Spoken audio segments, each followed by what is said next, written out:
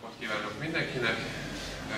Ezúton is köszönöm a tanulóknak, illetve az őket betanító tanároknak ezt a színvonalas műsort. És akkor elmondanám a beszédemet. Tisztelt megemlékezők, szeretettel köszöntöm Önöket ezen a történelmi napon, melyen azokról a bátrakról emlékezünk meg, akik mertek egy szabad országról álmodni, és hittek abban, hogy nem lehetetlen lerázni azt a politikai önkényt, melyet rájuk kényszerítettek. Az 1956. október 23-a óta minden évben összejövünk ezen a napon, hogy koszorúzzunk és emlékezzünk rájuk, a hősökre, akik világra szóló szabadságvágyukért álltak ki, és áldozták életüket. 58 évvel ezelőtt tömegtüntetésre gyűjtek össze azok a fiatalok, akik már nem voltak hajlandók tovább tűrni azt a diktatórikus állapotot, amely az országot egyre mélyebb válságba taszította. A gondolat és a lélek szabadságának vágya felszínre került, mindazok, akik ezt képviselték, egy emberként követeltek egy demokratikus Magyarországot, ahol a vélemény és sajtószabadság, illetve a szólásszabadság nincs korlátozva és politikailag kiszolgáltatva. És az állampolgárok maguk dönthettek a jövőjükről. 56-ban a magyarok választást akartak. Választást, amely változást ígér, helyre akarták állítani az igazságon és szabadságon nyugvó törvényes rendet. Az önkényuralom helyett szabadságjogokat, önrendelkezést, szabad választásokat akart mindenki. Szüleink és nagyszüleink egy szabad és boldogabb világot képzeltek el, és ezért mertek tenni is.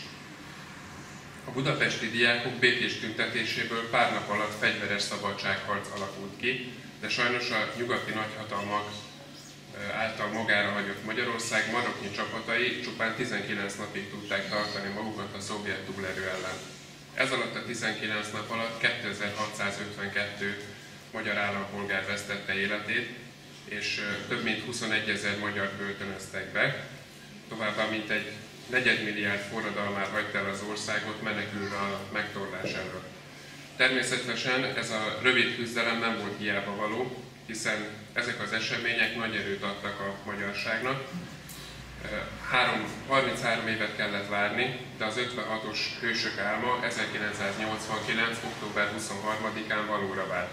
Ekkor az egypártrendszert egy demokratikus, többpártrendszerű állam váltotta föl, és az 1989. évi 31. törvény első paragrafusában az alkotmányban rögzítették Magyarország köztársaság. A magyarság történetében ez volt a harmadik köztársaság államforma, amit azóta is őrzünk.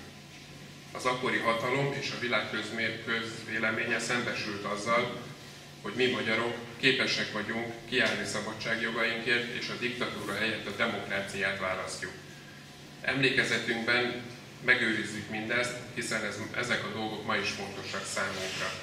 Soha ne felejtjük hát 58 évvel ezelőtti honfitársaink példáját, emlékezzünk büszkén azokra, akik országunk és településünk Tápió-Szentmárton sorsáért is felelősséget éreztek.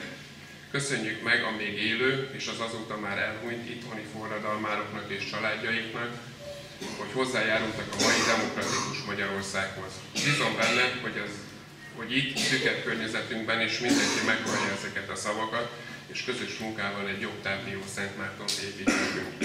Hajtsunk fejet azok előtt, akik társadalmi szabadságjogaink biztosításáért bátor fellépést tanúsítottak.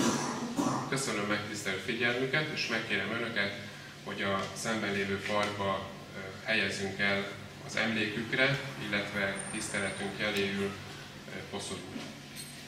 Köszönöm.